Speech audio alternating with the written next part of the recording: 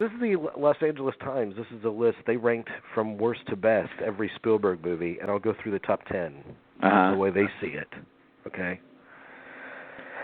And then you can tell me what doesn't belong here or what you would add in the top 10 instead when I reach the end of this list. Number 10 for them is Indiana Jones and the Last Crusade. Already I have problems. I guess The Last Crusade is good, but okay. I mean, I enjoyed it better than the other ones, than Temple of Doom. So. Number 9 is Lincoln. Let me tell you what they say about Lincoln. A towering look at a towering man. Spielberg's somber, restrained portrait of our 16th president doesn't have the emotional heft of Schindler's List, but it reveals a filmmaker confident in his one-of-a-kind gifts. Yes, Spielberg has one-of-a-kind gifts. Making a 100% talkie movie isn't one of them. I mean, that is not his one-of-a-kind gift.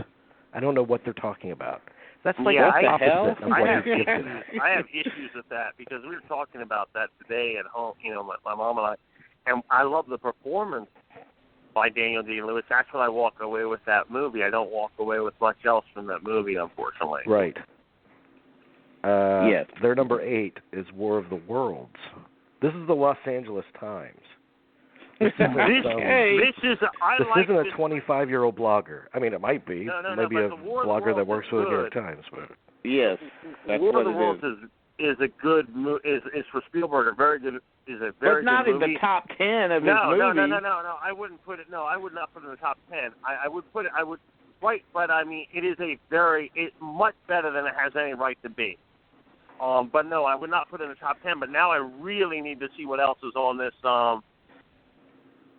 Number 7 is Jurassic Park. Okay. Man, this is definitely a 25-year-old writing this. Is this guy I mean, we got to face it. Even for New York, they're even working for obviously they're working for Los Angeles Times too. So I mean, number 6 is wow. My God. I'm reading the description of this. Spielberg's mother was a concert pianist, and his father was an engineer and computer scientist. So it's fitting that for the first film Spielberg wrote by himself, Close Encounters of the Third Kind, humanity communicates with aliens through music processed by computers. So let me tell you what this writer just did. This writer watched Spielberg's interview on Inside the Actors Studio, where James Lipton made that observation to Spielberg about Close Encounters, and Spielberg says, "Oh my God!" He said, "Oh my God! I never even thought about that." But that's exactly right. Like he never put that together. So this writer watched that interview, and now he's claiming it as his own insight. I hate that. Yes. Okay, so Close Encounters is number 6. Yes. Number 5 is Schindler's List. Number 4 is E.T. Number 4 is E.T. What the fuck? Number 3 is Private Ryan, Saving Private Ryan. Number 2 is Raiders of the Lost Ark. And that leaves number 1 as Jaws. Yeah. Right. I would say that Jaws is the movie that everybody loves. Even people who don't like Spielberg, who have a chip on their shoulder about Spielberg and how he changed the industry and everything, everybody has to say, well, Jaws is still a good movie. They still love the movie that he changed the industry with, which is Jaws. What they left off of the list, which should have been movies that should have been included, are of course Munich. Yeah. Catch Me If You Can.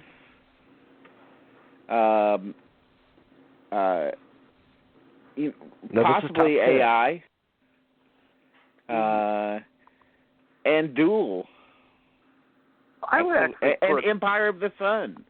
Empire of the Sun. I might put War Horse on there before I put Lincoln on there. I think War Horse was really a good movie as well. It has a lot of the Spielberg charm in it. But I definitely put all those that you just mentioned in there, Dean. I think Lincoln does not deserve to be in the top 10. Where is Temple of Doom on this list? Temple of Doom is 18. Empire of the Sun 19. Munich 20. Color Purple 21. Their last movie, last place is Last Crusade. Not Last Crusade. Crystal Skull. Oh, sorry, Crystal Skull. Well, okay. no, Crystal Skull deserves to be in wherever that you put the movies that you took a dump while making. You know, it's a bad movie. Let's not beat around the bush. This is what they say about Munich. It's an amazing moment in history when, in the wake of the 1972 massacre of Israeli Olympians, Israel tasked a team of assassins to exact vengeance. It's a stately, well-executed film, but for a movie about revenge, there isn't enough blood going to it. Oh, man. What is the name of this author? So I can avoid them at all costs. Yeah, I mean, this is a bad list. That's because it's actually a movie about revenge. It's not a Tony Scott movie about revenge. It's actually dealing with revenge, with the emotional, psychological strain and uselessness of it. His name is Mark Baynardin. Okay. And he does look like a young 30-something, maybe. Yeah. Well, that's a very poor list, I think. Glad I could oblige. Yeah. I mean, it's that you would.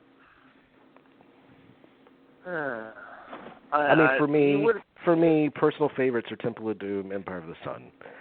And I also love Minority Report. I think Minority Report is one of the most inventive movies he's ever made. I love AI, but I can't complain about Jaws being in first place. I mean, that's undeniably a great movie. Of course not. I just,